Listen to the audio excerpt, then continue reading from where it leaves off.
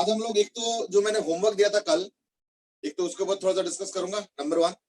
और number 2 is that आज एक नया टॉपिक करेंगे, नया टूल करेंगे, again mathematical tool only, and that will also know when and how do we use it in physics. तो आफ्टर ये जो सारे मैथमेटिकल टूल हम लोग कर रहे हैं, इसका पर्पस एक ही है, और वो है to know how can we use it in physics. ठीक है ना? Just give me a second. तो ये जो सारे मैथमेटिकल टूल्स है, इसके पर्पस एक ही है जो हम लोग कर रहे हैं। देखो, मैथमेटिक्स एज ए सब्जेक्ट वो तो अलग है, वो तो एक टोटली डिफरेंट डोमेन हो गया। हम जो मैथमेटिकल टूल कर रहे हैं उसके पर्पस एक ही है, इज दैट कि इनको हम फिजिक्स में क्यों, कैसे, कहां पे यूज करना। ठीक है ना? जैसे ये जो हम लोगों ने अभी तक किया ट्रिगोनोमेट्री वाला पार्ट, देखना ट्रिगोनोमेट्री वाला पार्ट अक्सर हम लोगों को जरूरत पड़ेगा। क्यों? क्योंकि कई सारे ट्रिगोनोमेट्री फंक्शंस हमें फिजिक्स में जरूरत पड़ता है।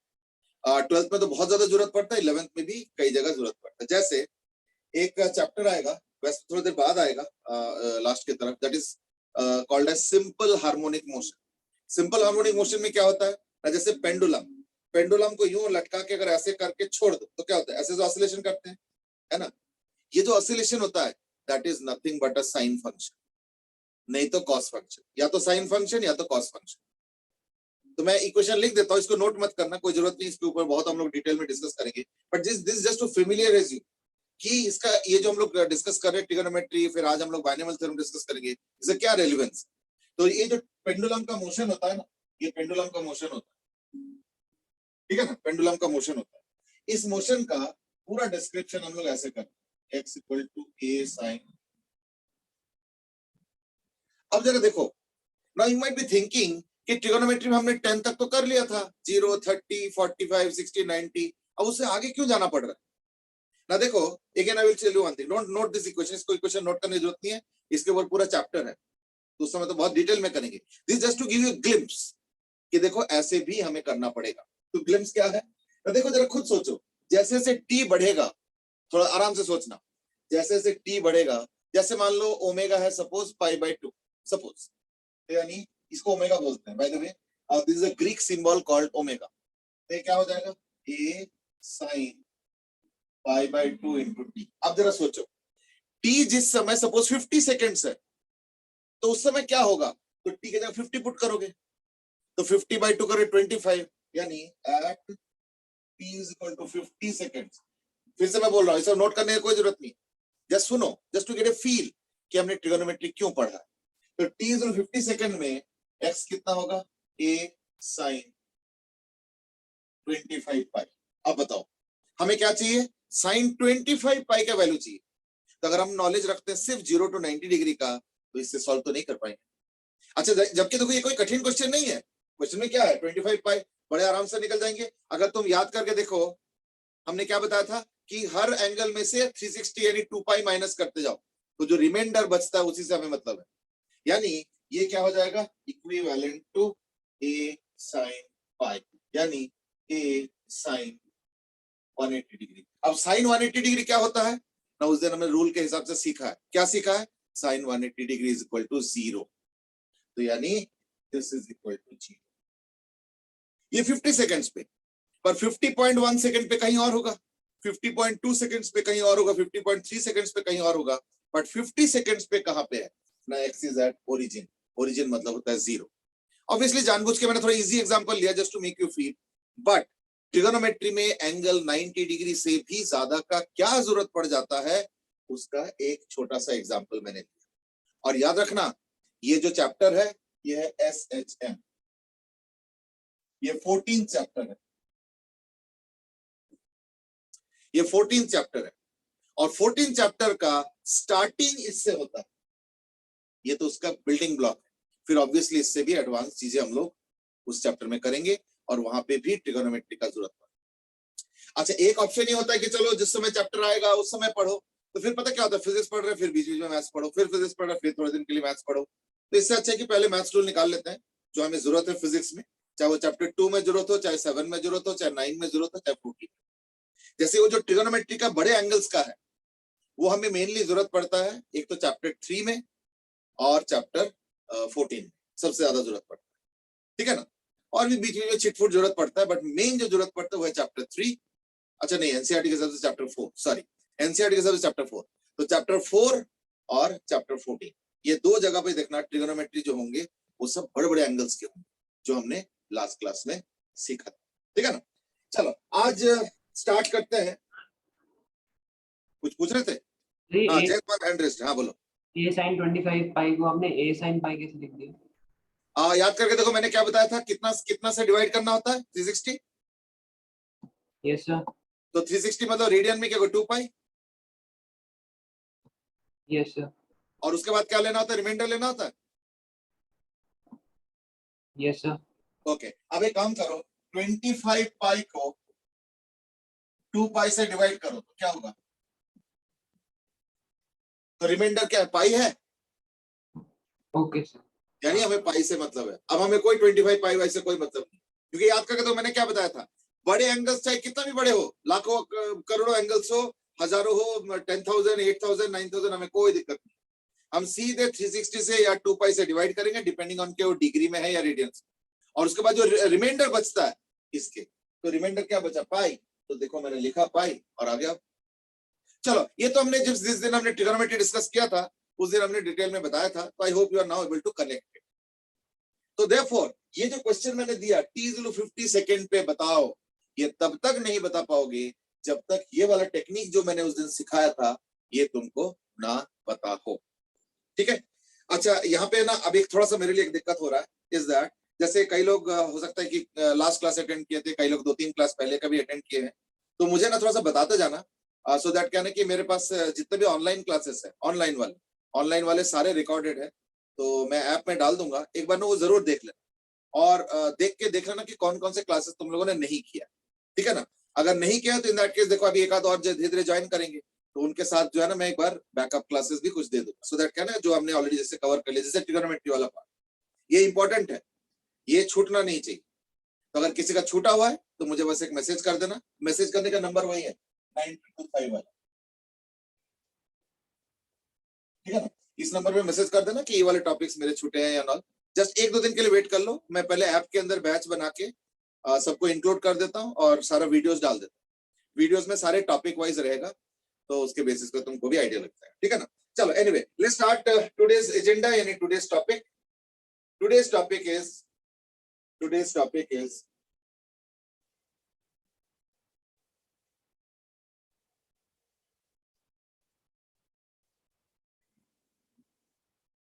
Binomial theorem.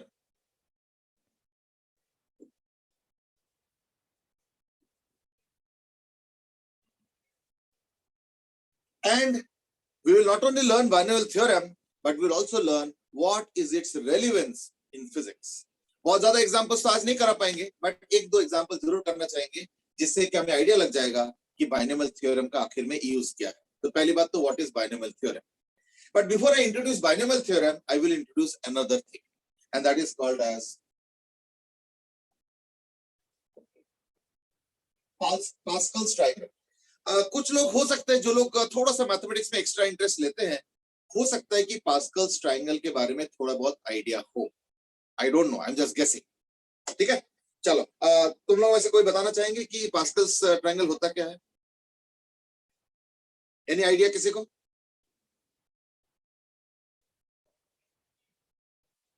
Gauri, any idea Pascal's triangle?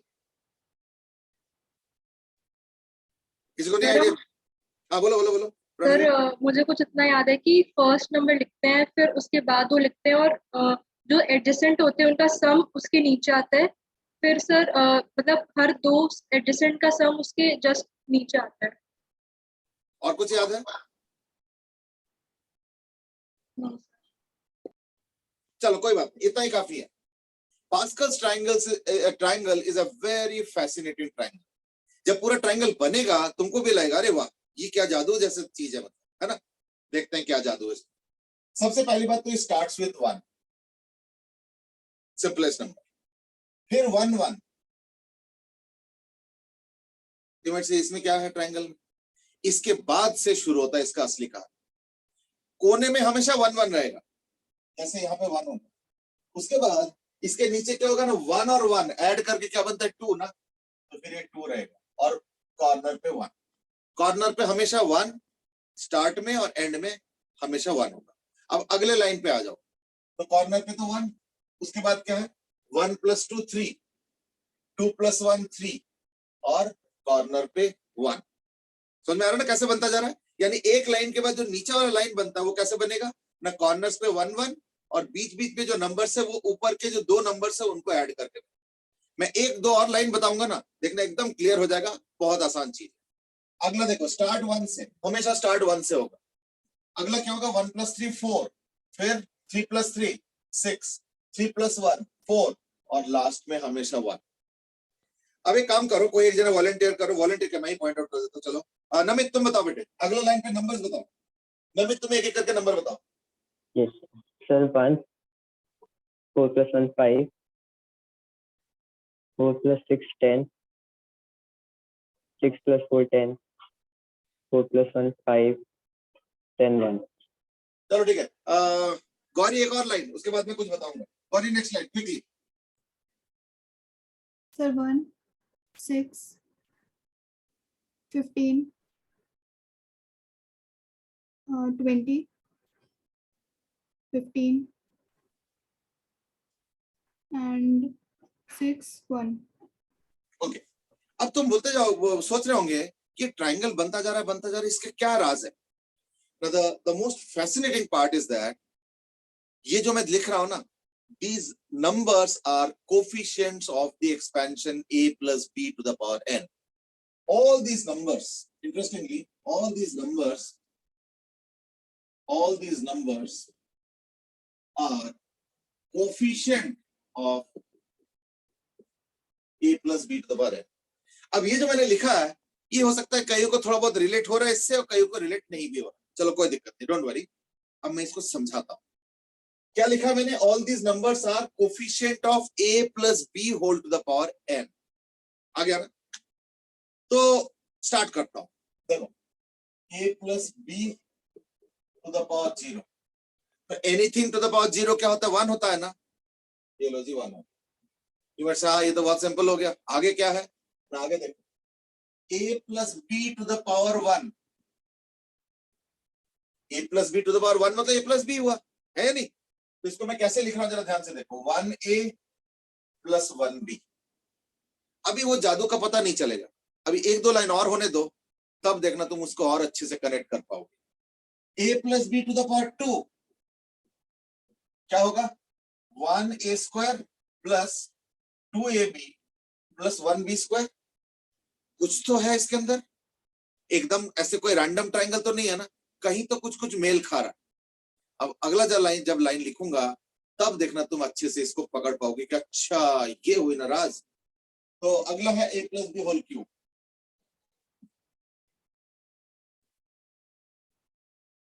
is equal to 1a cube plus 3a² b plus 3ab² plus 1b cube. ठीक है, अभी रुक जाओ, कोई आगे मत बढ़ना। अब मैं एक मेहनत करने वाला चीज दे रहा हूं। मुझे पता है इस मेहनत को करने में तुमको बहुत मन नहीं कर रहा होगा, क्यों, क्योंकि तुमको तो पता चल गया कि इसके पीछे क्या राज है। बट मैं चाहता हूं कि थोड़ा सा मेहनत कर लो, कोई बात नहीं, it won't take you much time, मुश्किल से 1 मिनट लगेंगे। मैं क्या करने के लिए दे रहा हूं वो जरा टास्क देखो। मैं तो कह रहा हूं कि ये निकालो जरा, a plus b whole to the power 4। इसको यूज मत करना, तुमको अभी तक तो पता चल गया होगा कि अगला क्या आने वाला, लेकिन इसको यूज मत करना। अभी a plus b whole to the power वैसे निकालो। कैसे निकालोगे ना, इक्वल टू लिखो a plus b whole cube into a plus b, लिख सकता हूं ना, whole cube into a plus b। और a plus b whole cube तो मालूम ही है, ये वाला, यानी a cube plus 3a² b plus 3ab cube plus b cube into a plus b। अब पहले a से सारा मल्टीप्लाई करो, प्लस फिर b से सारा मल्टीप्लाई करो, फिर जो टर्म्स कॉमन टाइप के होंगे उनको जोड़ो और करके फाइनल एक्सप्रेशन लिखो। ठीक है, इसको यूज मत करना अभी फिलहाल, अभी इसको मत यूज करो, अभी खुद से करो, ओरिजिनल तरीके से करो। चलो करो, ये एक्सपैंड करो पूरा अच्छे से। मैं भी 30 सेकंड्स वेट कर रहा हूं, फिर मैं भी करूं, फिर दोनों टैली कराएं, है ना।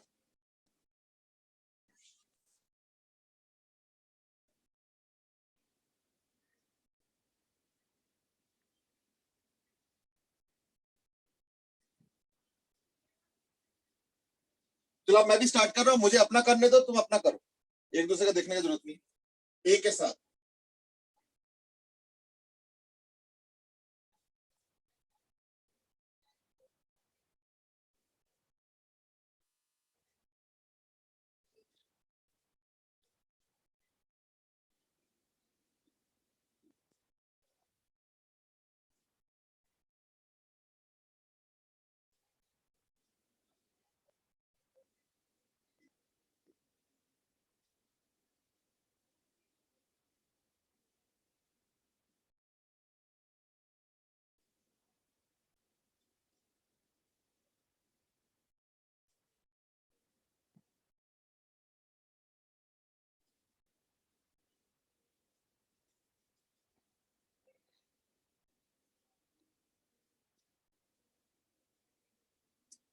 प्रणव एक बार आउटपुट चेक करो, क्या तुम्हारे भी आउटपुट ही आ रहा है?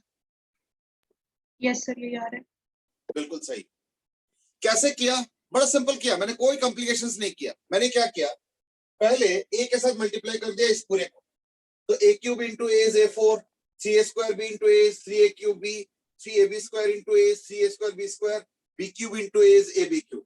फिर बी के साथ मल्टीप्लाई किया तो a cube B plus 3a square B square plus 3ab cube plus b4 आ गया। अब फिर ऐड करो तो A4 plus 4a cube B plus 6a square B square plus 4ab cube plus b4 आ गया। ये आ गया तुम्हारा जो है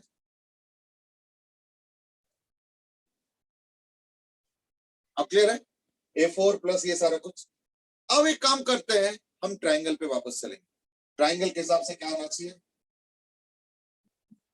1A4 plus 4a cube B plus 6a square plus a square B square plus 4ab cube plus b4।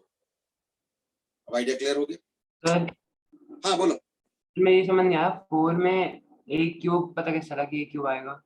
4 जो भी आपने लगाया ऊपर नहीं, ये a के साथ 3a स्क्वायर बी तो a cube B 3a cube B हुआ, ट्रायंगल और b के साथ a क्यूब तो a क्यूब बी, तो दोनों मिला के क्या आ गया 4ab a cube B. Sir triangle में पूछ रहा था। अच्छा हाँ, ट्रायंगल का सिस्टम आप समझा रहा हूँ। देखो ट्रायंगल में क्या होता है ना, ट्रायंगल में सबसे पहले a के पावर से स्टार्ट करो, कितना ना, जितना ये है। तो अगर ये 4 है तो A4 हो गया। उसके बाद जरा ध्यान से देखो, उसके बाद देखो A4 है, a क्यूब है, a स्क्वायर है, a है, और फिर a गायब हो गया। यानी a का पावर एक एक एक एक एक एक एक एक घटाते रहो और b का पावर बढ़ाते रहो।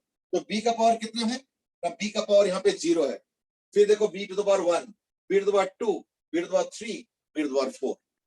यानी लेफ्ट साइड से स्टार्ट करो तो क्या होगा ना, a का highest power. Now you might से वो हाईएस्ट पावर कितना होगा, जितना ये है।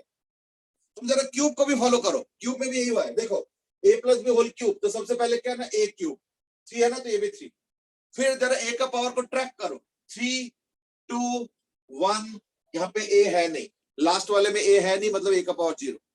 और b का क्या होगा ना, b का पावर उल्टा होगा, 0 से स्टार्ट होगा और फिर 1 2 3 बढ़ता जाएगा। देखो यहाँ पे b नहीं है, b नहीं है मतलब b टू द पावर 0, फिर b to the power 1, b to the power 2 और फिर b to the power 3।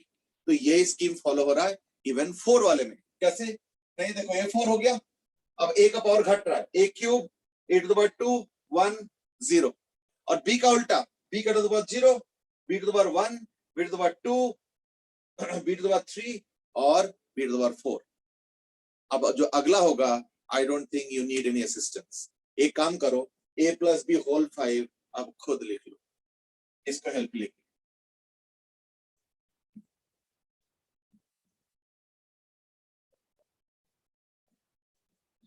a plus B whole 5 खुद लिखवाओ। मैं लिखूंगा बस 10 सेकंड बाद, पहले खुद अपना ट्राई करो। आई थिंक अब तो कर ही लोगे, आसानी है अब तो। In fact a plus B whole 6 तक मैं सजेस्ट कर रहा हूं, लिख लो।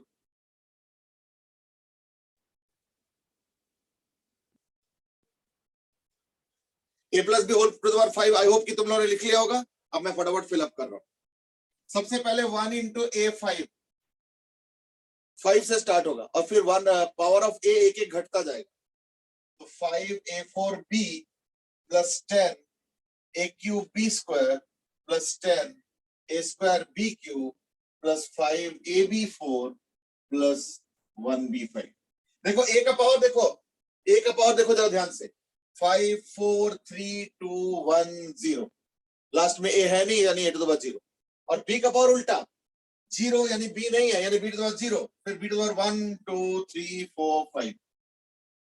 अब तो a6 का एक झटके में फटाफट लिखा जाए, है ना? अब तो ट्रैक कर लिया होगा, तो क्या होगा ना, a6 plus 6a5b plus 15a4b square plus 20a3b³ plus 15a square b4 plus ab5 6ab5। एक चीज देखा होगा, पास्कल्स ट्रायंगल तुमको सिर्फ उसके नंबर्स दे रहे हैं यानी कोफिशिएंट्स, बाकी जो पूरा टर्म है इसको टर्म बोलते हैं। ये फर्स्ट टर्म है, ये सेकंड टर्म है, थर्ड टर्म है, टर्म मतलब एक एक क्वांटिटी, और उस टर्म में दो चीजें हैं, एक है जैसे ये वाला टर्म देख लो, ये हो गया सेकंड टर्म क्योंकि ये फर्स्ट टर्म है ये सेकंड टर्म। इस सेकंड टर्म में दो चीजें हैं, एक है कोफिशिएंट, कोफिशिएंट मतलब उसका नंबर, तो नंबर क्या है 4, और एक होता है उसका एल्जेब्राइक पार्ट, तो एल्जेब्राइक पार्ट कौन सा है, a³ into b, जैसे ये वाला, ठीक है। अच्छा तो ये वाला कोई कोई बताओ, जय तुम बताओ ये कौन सा टर्म हुआ, थर्ड टर्म थर्ड टर्म, इसका कोफिशिएंट क्या है 3, और एल्जेब्रिक पार्ट a की पावर 4 into b की पावर 2। हाँ वो a4 b स्क्वायर, हाँ ठीक है, a to the power 4 into b to the power 2 या स्क्वायर बोल दो तो शॉर्ट में वही हो जाता है। चलो ठीक है, अब Pranavi a plus b whole to the power 6 का फिफ्थ टर्म बताओ, a प्लस b होल 6 का fifth term 15a square b4। एकदम करेक्ट है, क्यों? क्योंकि a प्लस b होल 6 का 1 2 3 4 5 ये हो गया फिफ्थ टर्म। फिफ्थ टर्म क्या है 15a square b4। Fifth term अगर पूछा जा रहा है तो सिर्फ 15 मत बता देना, अगर मैं पूछूंगा कोफिशिएंट ऑफ फिफ्थ टर्म तब 15 बताओगे, algebraic part of fifth term तब a स्क्वायर b4 बताओगे, पर अगर मैं फिफ्थ टर्म पूछूंगा तो पूरा बताओगे यानी 15a स्क्वायर b4। ये सब छोटे छोटे चीजें हैं, थोड़ा सा ध्यान रखना। चलो ठीक है, नाउ वी आर मोर और लेस हैबिचुएटेड कि हमें पास्कल्स ट्रायंगल बनाना कैसे है, और जैसे जैसे और बड़ा पावर्स चाहिए तो हम नीचे नीचे बना सकते हैं। जैसे 6 का बना लिया ना, मैं 7 का बना देता हूं पर मैं उसके डिटेल में नहीं जाऊंगा। 7 का क्या होगा, 1 7 21 35 35 21 7 1, और अगर मैं टर्म्स भी देखता हूं इन दैट केस क्या होगा ना, a plus b whole to the power 7 जगह है, तो थोड़ा सा जगह है, 1a7 plus 7a6 b plus 21 a5b square plus 35 a4b cube plus 35 a cube b 4 plus 21 a square b 5 plus 7 ab 6 plus 1 b 7 and so on. आसान है लेकिन लंबा है। जैसे अब अगर मैं पूछूंगा a plus b to the power 19, तो यानी तुमको पूरा 1 से लेके, अभी तो हमने 7 तक लिखा है, ऐसे पूरा 19 तक ले जाना पड़ेगा, which is not at all a comfortable idea. इसलिए छोटे मोटे numbers a plus b whole to the power 5 4 3 तो चलो याद रखते हैं हम लोग, 6 तक शायद हम इसको पसंद करते हैं, या चलो 7 तक ले लो। उसके आगे ना बहुत दिक्कत होता है, क्यों? क्योंकि बहुत ज्यादा कैलकुलेशन करते करते करते करते नीचे जाना पड़ता है। तो अगर a plus b whole to the power 19 पूछा जा रहा है तो आई थिंक ये वाला मेथड इंटरेस्टिंग लगा होगा, बट फिर भी आई डोंट थिंक ये पसंद करो, है ना। उसी के लिए एक और अल्टरनेटिव मेथड क्या है ना, binomial theorem. Pascal's triangle is also form of binomial theorem, लेकिन बहुत लंबा अप्रोच है, इन द सेंस कि जैसे पावर बड़े बड़े होंगे तो बहुत मुश्किल है, अगर बड़े बड़े होंगे तो क्या करना है, that comes under binomial theorem. और एक चीज और भी है, क्या? उसका यूज कैसे करना है, ठीक है ना। चलो लेट्स स्टार्ट। तो before we talk about binomial theorem general form, मैं एक दो छोटे छोटे चीजें इंट्रोड्यूस कर रहा हूं, जरा ध्यान से देखो। एक है factorial, n factorial. What is a factorial, है ना? तो कईयों को तो ऑलरेडी पता ही हो गया होगा, फिर मैं बता देता हूँ। फैक्टोरियल का मतलब होता है प्रोडक्ट ऑफ, फैक्टोरियल का मतलब होता है, अच्छा ये आई होप कि सारा चीजें साथ साथ नोट भी करते जा रहे हो, ठीक है ना? क्योंकि कई बार मैं ज्यादा वेट नहीं करता हूँ, जब पूछता नहीं तो मैं मिटाना शुरू कर देता हूँ, तो साथ साथ नोट करने का एक आदत बना लो, रनिंग नोट्स कहते हैं। फैक्टोरियल क्या होता है ना, equal to 1 into 2 into 3 into dot dot dot dot dot n, यानी पूरे एन तक मल्टीप्लाई करेंगे।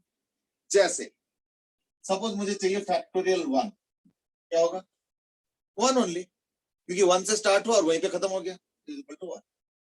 2 फैक्टोरियल क्या होता है ना, 1 से लेके 2 तक, 1 इंटू 2। 3 फैक्टोरियल क्या होगा 1 इंटू 2 इंटू 3 यानी 6। 4 फैक्टोरियल यानी 1 into 2 into 3 into 4 is equal to 24। 5 factorial यानी 1 इंटू 2 इंटू 3 इंटू 4 इंटू 5 यानी इक्वल टू 120। बस बस बस बस बस, और ज्यादा जरूरत नहीं है ना ही इनको कोई याद करने की जरूरत पड़ता है। थोड़ा बहुत याद हो तो अच्छी बात है, बट अगर याद नहीं भी है तो ओरली देखना, 1 सेकंड के अंदर कैलकुलेट हो जाता है, कुछ भी याद करने की जरूरत। हाँ, एक चीज याद करना पड़ेगा, by definition 0 factorial is also equal to 1। ये थोड़ा एक्सेप्शन,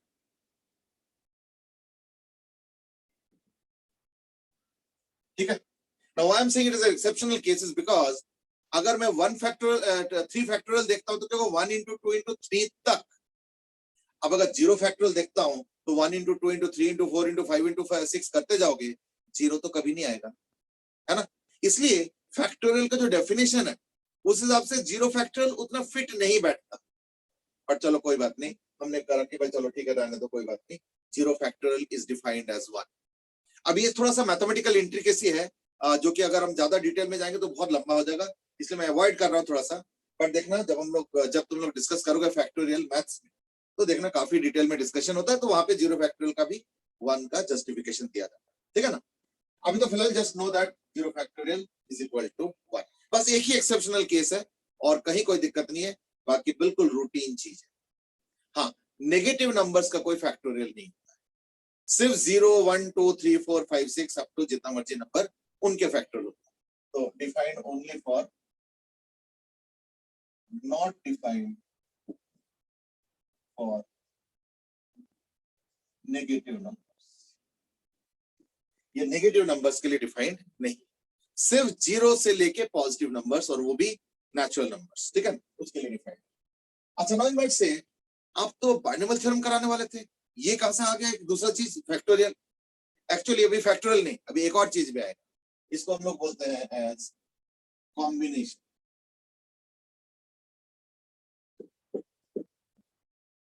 एक्चुअली पता क्या ना, ये ना खुद एक टॉपिक बाय इटसेल्फ, बट दिक्कत क्या है कि हम लोग का फोकस मैथमेटिक्स नहीं है, हम लोग का ये फोकस है कि मैथमेटिकल टूल यूज करके फिजिक्स तक पहुंचे। अब अगर टूल को बहुत ज्यादा डिटेल में पढ़ने जाओगे फिर तो मुझे 2-3 क्लास तो इसी पे करना पड़ेगा कि फैक्टोरियल कहां से आ रहा है, कैसे हो रहा है, फिर ये कॉम्बिनेशन वगैरह, ये सब बहुत डिटेल में जाना पड़ता है, तो हम इसे सब स्किप कर रहे हैं। हम उतना ही नॉलेज तुमको दे रहे हैं जितना कि तुमको फिजिक्स के लिए थोड़ी देर बाद रिलेवेंट होगा। नाउ कॉम्बिनेशन इज व्हाट ना, एक सिंबल डिफाइन किया जाता है एनसीआर, इसको पढ़ा भी ऐसे जाता है एन कैपिटल सी आर। ये एक्चुअली मैथमेटिकली देखो तो it is a combination of n things out of which are r taken out, ऐसे कुछ होता है। बट देन उस पे अगर मैं जाऊंगा ना तो फिर एक बहुत बड़ा डिस्कशन हो जाएगा, वो पूरा चैप्टर आता है उसके ऊपर, मैं सब कुछ स्किप कर रहा हूं, मैं सिर्फ वही निचोड़ के दे रहा हूं तुमको जो कि तुमको फिलहाल जरूरत पड़ेगा। एनसीआर को डिफाइन कैसे किया गया ना, इज इक्वल टू, अब तुमको समझ में आएगा कि मैंने फैक्टोरियल क्यों पढ़ाया था, क्योंकि ये होता है n factorial by r factorial into n minus r. कोई कठिन चीज नहीं है, बट हाँ नए नए चीजें होता है, एकदम से आ जाता है थोड़ा लगता है अरे बाप रे क्या आ गया, कोई कठिन चीज नहीं, बहुत ही आसान चीज। अभी एक दो एग्जांपल करो, खुद ही समझ में आ जाएगा कि कैसे आसान होता है। मैं एक एग्जांपल खुद कर रहा हूं, मुझे करते हुए एक बार देखो कैसे कर रहा हूं मैं, और फिर मैं एक दो एग्जांपल पूछूंगा, इतने में देखना तुम्हारा सारा कंसेप्ट क्लियर होगा, इसमें तो कोई कठिन चीज है ही नहीं, ठीक है। चलो लेट्स स्टार्ट। सपोज मुझे निकालना है 6C2, ठीक है ना, 6C2, इसका मतलब क्या है is equal to 6 factorial by r factorial मतलब 2 factorial into n minus r यानी 6 minus 2 factorial is equal to, but अभी रुको, 6 फैक्टोरियल क्या ना 5 फैक्टोरियल 120, तो 6 फैक्टोरियल भी निकाल सकते हो, बट निकालो मत अभी, रुको रुको रुको रुको, एक बार दोबारा लिखने दो अच्छे से पहले। 6 factorial upon 2 factorial into 4 factorial, पहले ना या इस फॉर्मेट तक पहुंचो, फिर देखना बहुत आसान हो जाता है। कैसे? देखो 4 फैक्टोरियल क्या होता है, 4 फैक्टोरियल होता है 1 इंटू 2 इंटू 3 इंटू 4, बस गाड़ी रुक गया। 6 फैक्टोरियल ऊपर है, वो क्या होगा, उसमें भी तो 1 इंटू 2 इंटू 3 इंटू 4 तो होगा ना, हाँ आगे 5 इंटू 6 तक होगा क्योंकि 6 फैक्टोरियल है। बट एक चीज समझो जरा, इसका मतलब नीचे 4 फैक्टोरियल का जो 1 इंटू 2 इंटू 3 इंटू 4 है, और न्यूमरेटर में जो 6 फैक्टोरियल का 1 into 2 into 3 into 4 into 5 into 6 है, तो जो पहले 4 नंबर है वो तो पूरे कैंसिल हो गया ना, फिर क्यों कैलकुलेशन करूंगा 6 फैक्टोरियल? मुझे मालूम है कि 6 फैक्टोरियल का जो पहला 4 नंबर है 1 इंटू 2 इंटू 3 इंटू 4, वो सारा इसके साथ कैंसिल हो जाएगा, तो क्यों कैलकुलेशन करूं? मैं तो सिर्फ लिखूंगा ये 5 इंटू 6, क्यों? क्योंकि 4 फैक्टोरियल तक का जो है वो सब कैंसिल कर देगा, तो बचेगा सिर्फ 5 और 6। ये 4 फैक्टोरियल हो गया गायब, कट चुका सब। हाँ एक 2 फैक्टोरियल है, तो 2 फैक्टोरियल कितना होता है 2 डिवाइड कर लो, यानी इक्वल टू 50, यानी 6C2 का वैल्यू कितना आ गया 15, बस इतना ही आसान, घबराओ मत। चलो एक और करो, लो जी फटाफट सॉल्व करो। 8C3 क्विक, सब लोग सॉल्व करो। 8C3 ओके, एक आंसर आ चुका है, प्रणव ने दिए है। अभी मैं आंसर पढ़ के नहीं सुना रहा हूं, so that people don't get biased. Pranavi के पहले आंसर आ चुके हैं और मैं वेट कर रहा हूं। जय ने भी वही आंसर दिए हैं और उसके बाद जय का आंसर आए हुए हैं। Okay, I am waiting for more. Gauri, Namit तुम भी दो बेटे आंसर। चलो गौरी ने भी आंसर दिया। गौरी का आंसर बाकियों से डबल है। अब मुझे नहीं पता कौन कैलकुलेशन मिस्टेक कर रहे हैं, क्या कर रहे हैं, बट किसी का तो मिस्टेक होगा ही। चलो ठीक है, अब जरा ध्यान से देखो, ये 8 फैक्टोरियल है, पहले मैं इसी तरह से लिख रहा हूं अच्छे से, 8 factorial by 3 factorial into 8 minus 3 यानी 5 फैक्टोरियल। अब बताओ 8 फैक्टोरियल में जो 1 इंटू 2 इंटू 3 इंटू 4 इंटू 5 है, वो तो नीचे का 5 फैक्टोरियल से पूरा कैंसिल हो जाएगा, तो यानी बचेगा तो सिर्फ वो लास्ट के 3 नंबर्स है ना, 6 इंटू 7 इंटू 8 है या नहीं, तो यानी बचेगा सिर्फ 6 इंटू 7 इंटू 8 और नीचे 3 फैक्टोरियल, तो 3 फैक्टोरियल कितना होता है 6, लो जी वो भी आसान हो, तो बचा कितना 56, बस करेक्ट आंसर आया था। गौरी मुझे लगता है कोई 2 कैंसिल करने में तुम्हारे चूक गए होंगे। सर वो मैं लिखना भूल गई। हाँ वही मुझे भी लग रहा था। चलो कोई बात नहीं, अब तो तुमको समझ में आ गया, तो यानी अब तुम्हारे भी आंसर इसलिए करीब आया है, यानी क्या होगा 56 इज द करेक्ट आंसर। बस इतना ही simple. But then you might say अब तो बाइनोमियल थ्योरम बताने वाले थे, कहां पे चले गए हम लोग? रुक जाओ अभी, अब हम लोग बाइनोमियल थ्योरम को इंट्रोड्यूस करेंगे, तो ध्यान से देखो। ये पीछे के बैकग्राउंड जरूरत था, पीछे के जो बैकग्राउंड है ना इसका जरूरत था, इसलिए मैंने इतना कुछ सॉल्व कराया। अब जरा ध्यान से देखो, बाइनोमियल थ्योरम क्या होता है ना, a plus b to the power n, ठीक है, इसका जो पूरा एक्सपेंशन होता है वो होता है बाइनोमियल थ्योरम। कैसे होता है वो जरा देखो, is equal to nc0 a to the power n b to the power 0।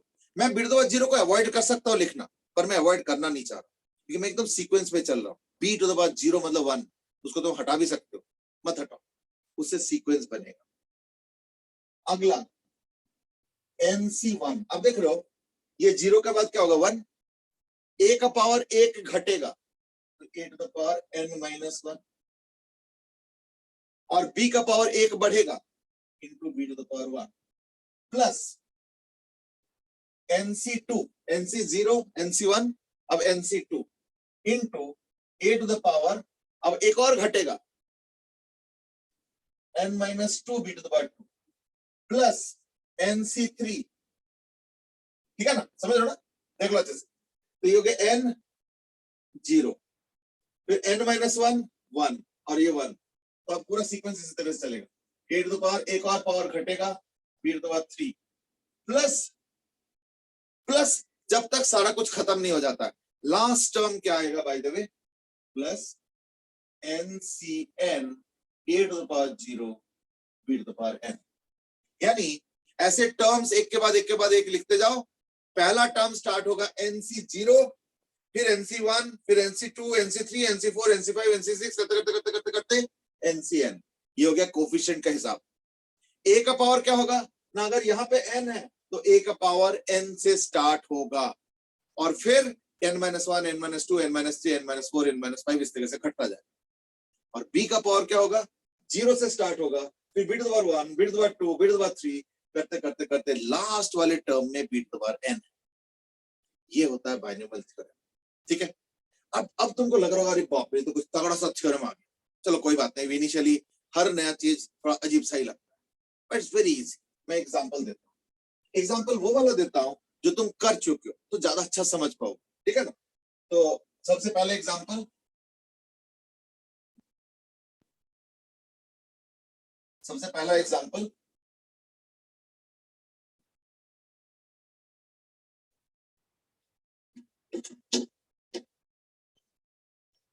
a plus b to the power 2।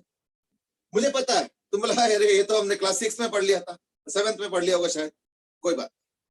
इसको मैं इस तरीके से करना चाहता हूँ, उससे क्या कनेक्ट बनेगा। तो इज इक्वल टू n यानी 2c0 a to the power 2 b to the power 0 plus 2c1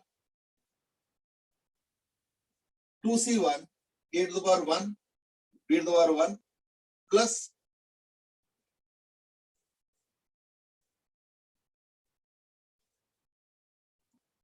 a का पावर क्या हुआ 2, फिर 1, फिर 0।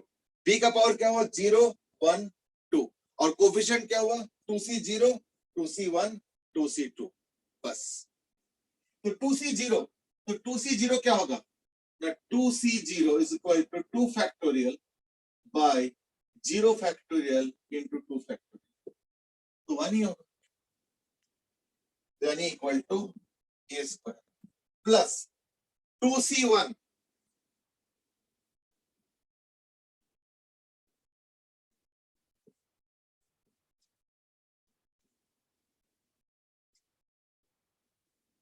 यानी 2ab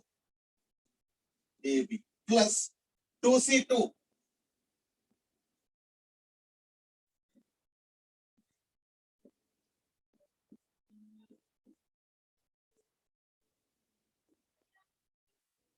वही आ गया ना। खैर वो तो आना ही था, वो तो मुझे ही मालूम है कि बहुत ज्यादा इजी है, तो मुझे तो बड़ा आसान एग्जांपल है, बिल्कुल आसान एग्जांपल है, जस्ट कनेक्ट के लिए मैं कर रहा हूं, अदरवाइज इसका कोई जरूरत नहीं। जो मैं क्वेश्चन दूंगा वो मुझे आप बताओ। अब मैं जो क्वेश्चन दे रहा हूं जरा इसको समझ लो और सॉल्व करो। a plus B whole to the power 9। घबराओ मत, मैं सारा नहीं पूछूंगा, मैं सिर्फ पूछ रहा हूं फोर्थ टर्म।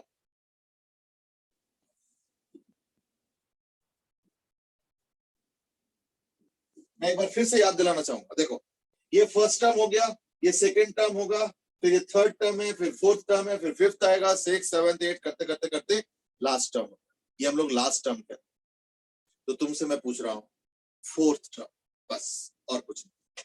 चलो स्टार्ट करो। देखो ध्यान रखना, मैंने कोफिशिएंट नहीं पूछा है, मैंने पूरा टर्म पूछा, यानी उसमें a भी रहेगा, b भी रहेगा, पावर्स भी रहेंगे, और जो कोफिशिएंट है वो तो होगा ही होगा।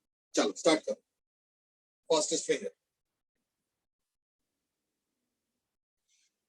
प्रणवी ना ऐसे नहीं, तुमको उसका पूरा बना के देना है कि 112 a क्यूब b4 उस पूरे नंबर को दे के तब जाके, ऐसे सी के फॉर्मेट में नहीं देना, पूरा सॉल्व करके।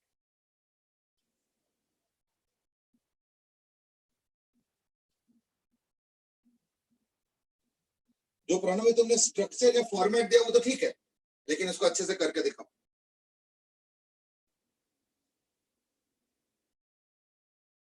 पूरा एक्सपेंशन करके कोफिशिएंट निकाल के तब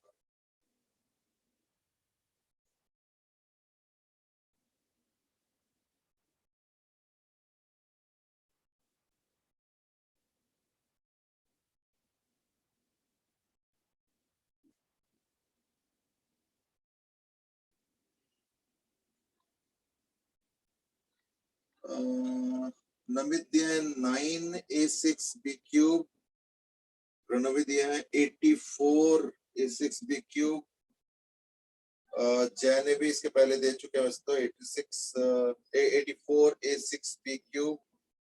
नमित तुमने जो कोफिशिएंट निकाला वो सही है क्या? अब चेक करो।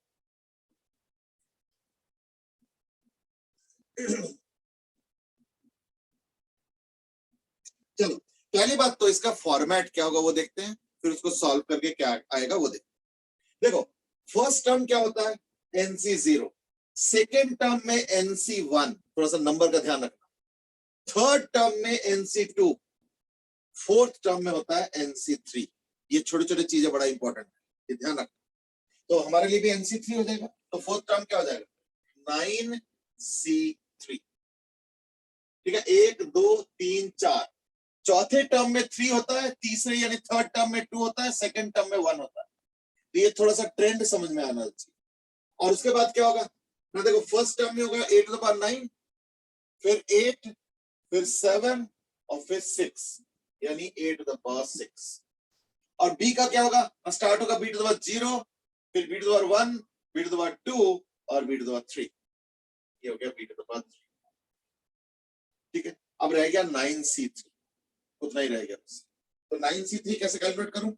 9C3 is equal two factorial 9 bye factorial 3 into factorial 6।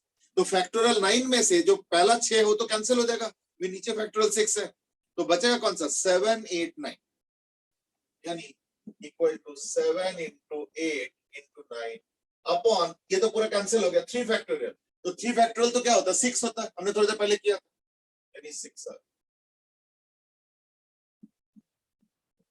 यानी 12।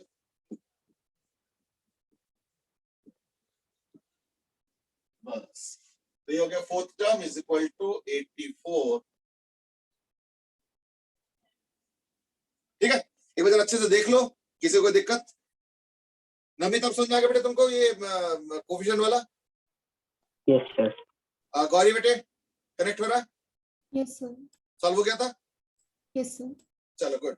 अब एक काम करते हैं, अब हम लोग फाइनली चलेंगे उस तरफ जो हमें फिजिक्स की तरफ ले जाएगा। देखो binomial theorem honestly directly physics में बहुत कम जरूरत पड़ेगा बट बहुत कम जरूरत पड़ेगा, लेकिन एक इनडायरेक्ट जरूरत पड़ता है। अब कैसे, मैं थोड़ी देर में समझा रहा हूं। उसके पहले मैं एक और क्वेश्चन सॉल्व करना चाह रहा हूं, दैट इज कि देखो अक्सर देखना क्वेश्चंस कैसे होते हैं, अक्सर क्वेश्चन देखना इस तरीके से होता है, and that is 1 plus x to the power n, यानी बहुत ज्यादा अलग कुछ नहीं है।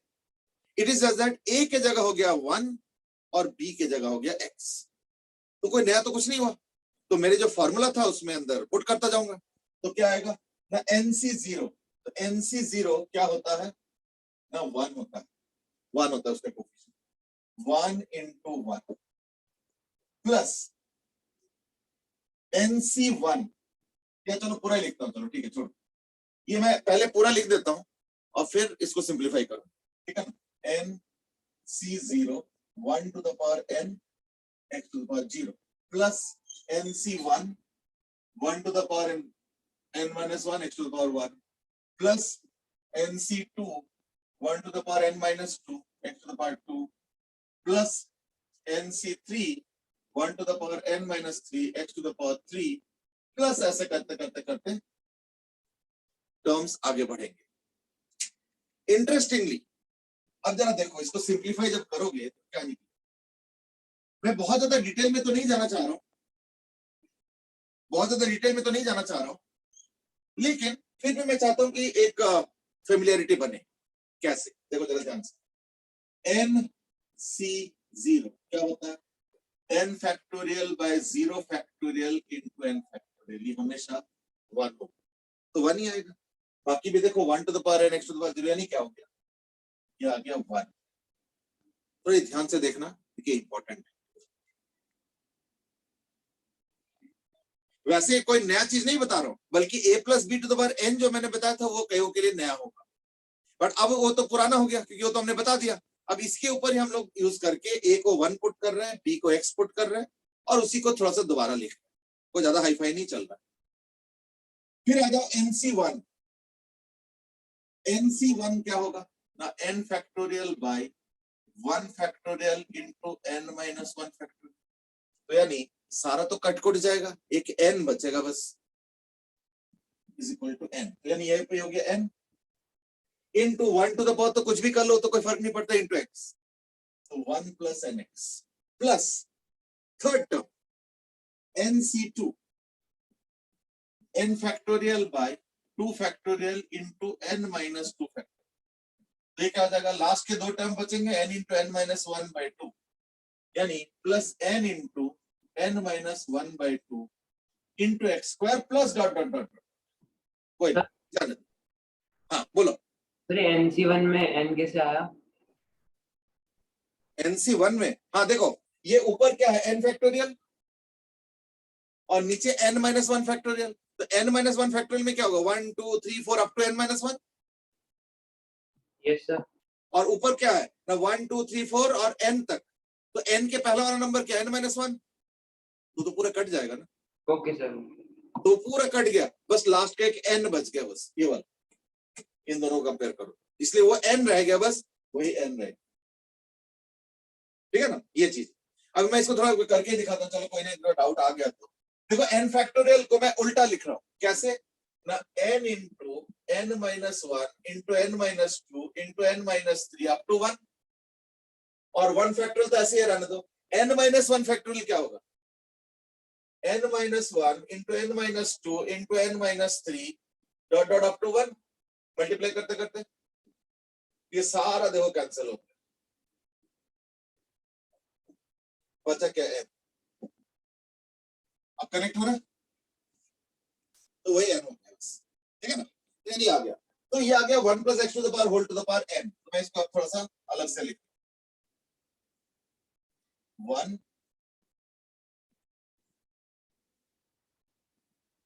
अभी और होंगे, मैंने तो ये पूरा लिखा नहीं है, डॉट डॉट मतलब अभी और आगे हो, पर मैंने जानबूझ के लिखा नहीं। अब क्यों नहीं लिखा है जरा ध्यान से देखो।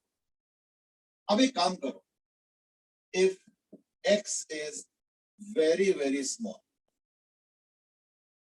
तो क्या होगा, ठीक है ना। तो 1 plus x to the power n क्या होगा ना, 1 प्लस nx प्लस, अब पता क्या होता है, थोड़ा एक चीज ना रियलाइज करो। सपोज मैंने तुमको x का वैल्यू दिया है, ठीक है ना, पहले मैं एक एग्जांपल बताता हूँ, ये सब सारा मिटा रहा हूँ, ध्यान से रखना। ये मैंने थोड़ा एक्सप्लेन भी किया, अगर एक्सप्लेनेशन नोट करना है तो नोट कर लो जल्दी से। ये वाला जो n लिखा है ना, उसको मैंने एक्सप्लेन भी किया, एक्सप्लेनेशन।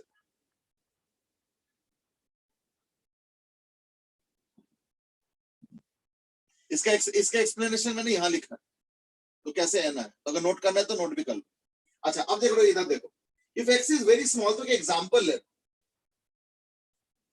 सपोज मैं लिखता हूं 1 प्लस 0.0003 टू द पावर 4, तो क्या होगा ना, आंसर इज, पहले 1 लिखो, 1 लिखो, प्लस nx यानी 4 लिखो, तो 4 इंटू 0.0003 प्लस, कहो तो मैं लिख लेता हूं, क्या आएगा 4 इंटू 3 बाई 12,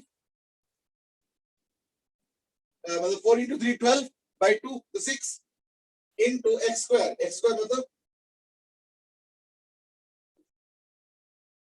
थोड़ा सा एक चीज रियलाइज करो, एक चीज बताओ मुझे, ये जो वैल्यू आएगा 0.0003 का स्क्वायर कितना आएगा, 0.00000009, कुछ ज्यादा ही डेसिमल में दूर का नंबर नहीं है, कुछ ज्यादा ही नेग्लिजिबल नहीं है, खुद सोच के देखो जरा। ये क्या है ना, 1 प्लस 4 इंटू 0.0003, ये खुद तो छोटा है ही है, लेकिन ये नंबर कुछ ज्यादा ही छोटा नहीं है, और इसके आगे तो क्यूब भी आएगा, तो 0.0003 का क्यूब क्या होता है? 0.000000000009। अब बताओ, जीरो ही लिखते जाएंगे पूरे दिन फिर तो। इसलिए मैंने क्या बोला, क्या करना है छोड़ो, सेकेंड टर्म तक तो रहने दो, थर्ड टर्म ऑनवर्ड सारा नेग्लेक्ट कर दो। क्यों? क्योंकि उसके आगे तो और ज्यादा पावर्स होंगे 0.0003 के, to the power 4, to the power 5, वो तो और छोटा छोटा होता जाएगा। इसलिए मैं क्या कर रहा हूं, जरा ध्यान से देखो, let us neglect third term onwards. मैंने लिख के परख के काट दिया, रहने दो, छोड़ो, जरूरत नहीं है। तो क्या बचा फिर? Therefore, अब क्योंकि मैंने कुछ टर्म्स को काट दिया और इसके आगे जो है वो भी काट दिया, सब काट होंगे, पर वो सारे नेग्लिजिबल है, रहने दो। बट देन यू माइट से इसके मतलब आप 2 ही टर्म लोगे, बिल्कुल, तो कितना आएगा? 12 आएगा, 4 3 12, यानी this will be equal to 1 plus 0.0012, यानी 1.001, लेकिन अप्रोक्सीमेट। ठीक है, मैं एक काम करता हूं, इसको एक्चुअली कैलकुलेट करके दिखाता हूं कैलकुलेटर से। बस 1 मिनट रुको, just give me a time, तब तक इसको नोट करो।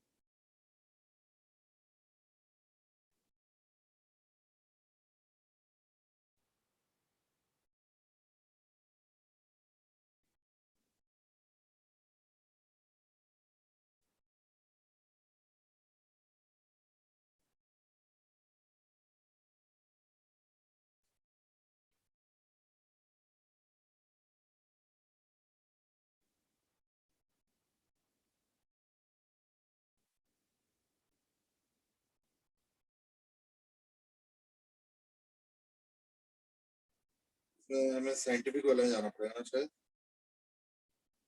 साइंटिफिक वाला कैसे आता है? 2 to the power x, तो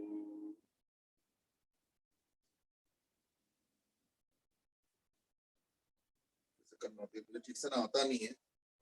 ये सर यही आ रहा था। हाँ मतलब अप्रोक्सीमेटली आएगा, बट फिर मैं करके दिखा दो। 1.0003 to the power 4 is equal to, क्या आ रहा है मालूम है? मैं इसको ना एग्जैक्टली कैलकुलेटर से दिखाता हूँ, ये देखो 1.0012005411। ठीक है, मैं मानता हूं कि जो मैंने निकाला वो डेड एक्यूरेट तो नहीं है, थोड़ा सा एरर है, लेकिन वो एरर कितना कम है वो पता चलेगा जब मैं लिखूंगा। इसका एक्चुअल वैल्यू पता है कितना है? इसका एक्चुअल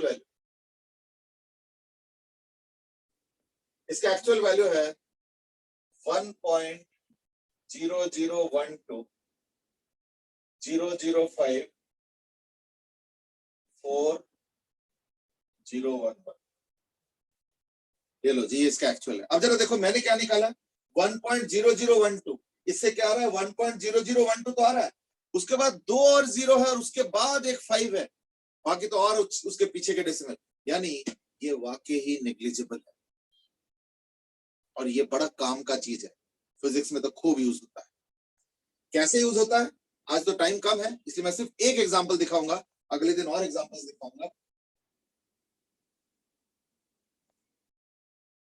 सुनो, सपोज मैंने एक पार्टिकल को ड्रॉप किया है, ठीक है, तो अगर एक पार्टिकल को ड्रॉप करोगे तो एस क्या होता है? UT plus half eighty square, पर क्योंकि ड्रॉप किया, ऐसे छोड़ दिया, रिलीज कर दिया, तो इसका यू तो हो गया 0। ठीक है, अब मेरा क्वेश्चन समझो, मेरा क्वेश्चन ये है, फाइंड आउट द डिस्प्लेसमेंट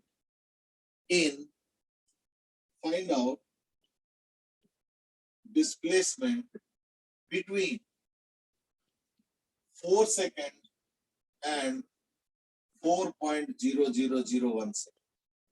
इसका मतलब समझो, सपोज 4 सेकेंड बाद यहां पे है, एक बॉडी को अगर तुम ड्रॉप कर दो ऐसे करके, तो क्या होता है? जैसे मैंने यहां से ड्रॉप किया, 4 सेकेंड बाद सपोज यहां पे है, अभी रुकेगा नहीं, मैं तो ऐसे दिखाने के लिए कह रहा हूँ। तो यहाँ से ड्रॉप किया, 4 सेकंड बाद यहाँ पे है, 4.0001 सेकंड बाद सपोज यहाँ पे है, तो मैं जानना चाहता हूँ वो जो डिस्टेंस है वो कितना है, जो 4 सेकंड और 4.0001 सेकंड के बीच में कवर किया। तो क्या पूछ रहे हैं, find displacement between 4 second and 4.0001 second. चलो गो अहेड। अब तुमको बाइनोमियल का यूज समझ में आएगा। आज तो टाइम कम है, आज मैं एक ही बता रहा हूं, कभी और बताऊंगा, ठीक है। चलो चेक करो।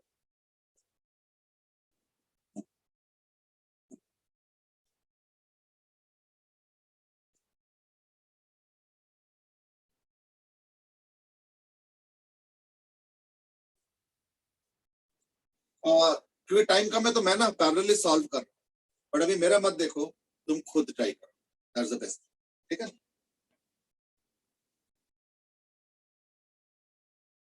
बस एक ही रिजल्ट है, अभी याद रखना अप्रोक्सीमेटली ये,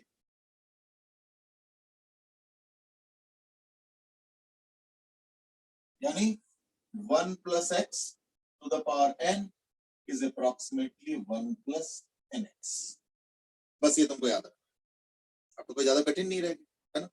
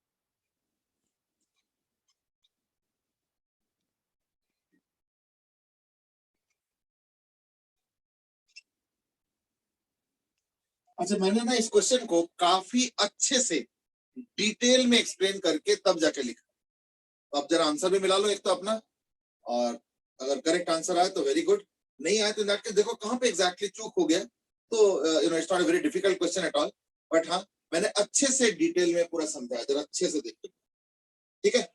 मैं देख रहा हूँ कुछ कुछ आंसर्स ऑलरेडी आ रहे हैं। जय ने आंसर दिया 0.04000005 मीटर, वो तो नहीं आ रहा, एक डेसिमल, लेकिन तुम्हारा 1.04 का तो आ रहा है, बट एक डेसिमल का गड़बड़ है। मेरा गड़बड़ तो नहीं है, तो मैं भी चेक कर लूं क्या। एक डेसिमल इधर चला गया तो 20 हो गया, तो 2 और 4.004, नहीं ठीक है ना, 0.004 ही आ रहा है, तुम्हारा 0.04 आ रहा है ना जय, तुम्हारा 0.04 आ रहा है, मेरा 0.004 आ रहा है, बाकी वो तो तुमने जो लास्ट में 5 दिया वो तो चलो नेग्लिजिबल हो गया। अच्छा देखो मैंने क्या किया जरा समझो। पहली बात तो s = 9th में याद है ना फॉर्मूला पढ़े थे, s = ut + ½ at²। ड्रॉप करने से क्या होता है, u तो खत्म हो गया 0, चलो जी खत्म, यानी ½ gt² रह गया, तो ½ हाफ जी टी स्क्वायर। तो अगर t 0.40001 सेकंड होता है तो क्या करूंगा ना, हाफ जी टी स्क्वायर हो गया। तो मैंने क्या किया, 10/2 तो 5 आ गया, और इसको लिख दिया 4 + 0.0001। पर इससे ना मैं अपना फॉर्मूला नहीं लगा पा रहा, हमारा फॉर्मूला क्या है, 1 + x⁴n, इसलिए मैंने 4 कॉमन निकाल लिया। तो ये स्क्वायर है तो इसलिए 4 कॉमन जब निकालो तो 4 का स्क्वायर हो, ठीक है। जब 4 कॉमन निकालो और 4 कॉमन निकालो तो क्या, 1 + this by 4 है ना, 4 कॉमन ले लिया तो ये 4 नीचे जाएगा, तो ये आ गया टू 2। तो 4 का स्क्वायर पहले ही निकाल लिया इधर। तो ये कितना होता है ना, 5 × 4 × 4, तो रख दिया मैंने जब तक जरूरत पड़े। और ये हो गया 1 + x, ये हो गया x, ये हो गया x टू n, n बोलते क्या हो गया 2, तो इसको तो एज इट इज रख दिया। तो 1 + n × x, ये देखो n × x किया ना मैंने, 1 + x to the power n is equal to 1 + nx, बाकी ये जो है वो तो एज इट इज है। अच्छा जब ब्रैकेट को खोलोगे तो 5 × 4 × 4 80 प्लस 5 × 4 × 4 × ये वाला पूरा, एक 4 कैंसिल हो जाता है तो क्या होता है, 5 × 20 और एक 2, तो 20 × पॉइंट, ये वाला 2 मल्टीप्लाई करके 0.0002, तो ये आ गया मल्टीप्लाई करके 0.0004। ये हो गया 4.001 सेकंड का डिस्प्लेसमेंट। फिर मैंने 4 सेकंड का भी निकाल दिया, देखो तो हाफ जी टी स्क्वायर तो 80 मीटर। क्वेश्चन पूछ रहा है उसके बीच में कितना कवर किया उसने, तो देखो कैसे किया मैंने। तो ये हो गया 80.004 और ये 80, तो दोनों को माइनस कर दिया तो क्या आंसर आ गया, 0.004। Now this is a very good question to understand how did we really, या how do we need, या when do we need, या how do we apply, कौन सा। Now 1 + x to the power n is approximately 1 + nx. If x is very very small, अगर x का value 1 से काफी कम होता है, जो कि है इस केस में, ये देखो x का वैल्यू कितना छोटा है, 0.0001/4, तो बहुत ही छोटा वैल्यू है ना, इसलिए हम यूज कर सकते हैं। और यूज करके फाइनली आ गया आंसर 0.0004। ठीक है, चलो अब देखो गौरी क्लियर है या कोई स्टेप में कोई दिक्कत, नो सर। सारे स्टेप्स ओके है, प्रणवी आंसर आ गया, समझ में आ रहा है। Yes sir. नमित तुमने वैसे आंसर दिए नहीं थे, अब देख लो जरा आंसर चॉइस क्लियर है। Yes sir. अच्छा जय तुमने क्या कैलकुलेटर से किया था क्या, नहीं सर, वो कैलकुलेशन थोड़ी गलत कर दी थी, आ गया। अच्छा गलत नहीं, क्योंकि तुम्हारा वो जो लास्ट में 0.00005 आ रहा है, वो जो लास्ट के डिजिट्स है वो तो कैलकुलेटर से आ सकता है। एक 0 ज्यादा लगा दिया था, एक जीरो ज्यादा लगे था, चलो कोई बात नहीं, तो समझ आ गया ना। चलो दिस इज वन एग्जांपल, करते करते एटलीस्ट एक एग्जांपल हमने आज अचीवमेंट की तरफ कर रखा है, या कर पाया रादर, और इसको हम और आगे बढ़ाएंगे अगले क्लास में जो है, इसी को हम लोग कंटिन्यू करेंगे, ठीक है ना। अच्छा नेक्स्ट क्लास हम रखेंगे वेडनेसडे, तो वेडनेसडे 6:30, ठीक है, वेडनेसडे 6:30 PM, किसी को दिक्कत, किसी दिक्कत तो नहीं है ना। ये वाला class by the way online रहेगा, और संडे वाला क्लास ऑफलाइन भी रहेगा ऑनलाइन भी रहेगा, तो जिसको जैसे सूट करे, मतलब जैसे संडे मॉर्निंग में आज क्लास लिया था तो उसमें 5-6 जने आए थे जो बाकी लोग थे, और जैसे तुम लोगों ने ऑनलाइन ऑप्ट किया तो कोई दिक्कत नहीं है। वेडनेसडे का क्लास कॉमन होगा, ऑनलाइन होगा और एट 6:30, ठीक है ना। और संडे वाला जो क्लास रखेंगे वो रखेंगे ऑफलाइन प्लस ऑनलाइन दोनों, तो ऑफलाइन वाला मॉर्निंग रखेंगे 10:30-45 के आसपास, और ऑनलाइन वाला ऐसे ही इवनिंग टाइम, ठीक है ना। चलो ठीक है, तो नेक्स्ट क्लास हो गया वेडनेसडे 6:30 PM, इसको नोट कर लो, वैसे तो मैं नोटिफिकेशन भेज देता हूँ। और एक तो ना पेरेंट्स के नंबर पे और अपने नंबर पे ये वाला नंबर सेव कर लो सब लोग, ठीक है ना। ये मैं बार बार इसलिए कह रहा हूँ, क्योंकि जो मैं मैसेजेस भेजता हूँ ना ब्रॉडकास्ट के थ्रू, तो ब्रॉडकास्ट का मैसेज तभी पहुंचेगा तुम्हारे पास जब तुम्हारे फोन नंबर मेरे पास स्टोर्ड हो, मेरा फोन नंबर तुम्हारे पास स्टोर्ड हो, क्योंकि ब्रॉडकास्ट मैसेजेस अदरवाइज जाता नहीं, मतलब जाएगा लेकिन तुम पढ़ नहीं पाओगे, ठीक है ना, दैट्स ऑल। तो इसलिए ये नंबर जो है ना, एक तो पेरेंट के मोबाइल पे भी और अपने मोबाइल पे भी सेव कर लेना, सेव मतलब कुछ नाम वाम देके या जो भी देके सेव कर, उससे क्या होगा ना, पेरेंट्स को भी नोटिफिकेशन जाएगा और तुमको भी जाएंगे, जैसे कभी का हो सकता है तुमने तो किसी और ने देख लिया, है ना। हाँ बेटे, सर हम लॉग आगे नहीं पढ़ेंगे, नहीं लॉग वाला जो है ना ग्राफ के साथ में कराऊंगा नेक्स्ट क्लास, ठीक है ना। हाँ बिल्कुल, लॉग अप्लाई तो करेंगे ऑब्वियसली, ठीक है ना। चलो ठीक है, आज के लिए इतना ही। इनफैक्ट लॉग के तो एप्लीकेशंस भी है जो फिजिक्स में भी यूज होता है, कई जगह होता है, करेंगे धीरे धीरे, ठीक है। चलो ठीक है, आज के लिए इतना ही। Have a good day, bye bye. Thank you, sir. Thank you sir. Okay, thank you, good night, bye bye.